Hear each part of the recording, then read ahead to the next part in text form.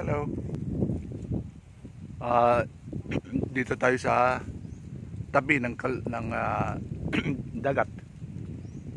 Yan itong nakapokus yung itong pangdan pala.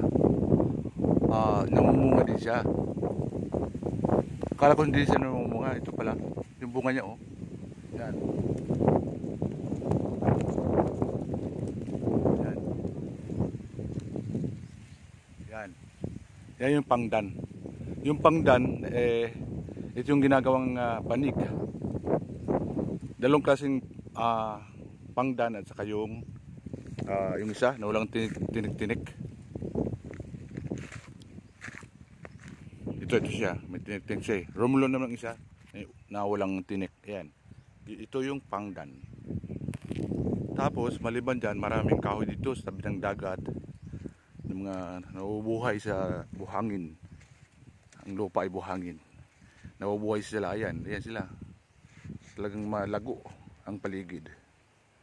Kahit na ano siya, kahit dagat ang katabi. Yun. Yung ito naman, yung nasa dagat, nakatubo siya doon sa dagat talaga. Mamaya mag high tide, yan, abot-abot yan.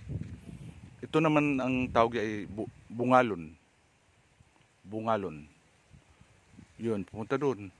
Dagat mo sa gilid na. Kasi mamaya pag high tide na, yan, nandito yan tubig or dagat. Dito hanggang dito sa inaapakan natin. Yan lang guys.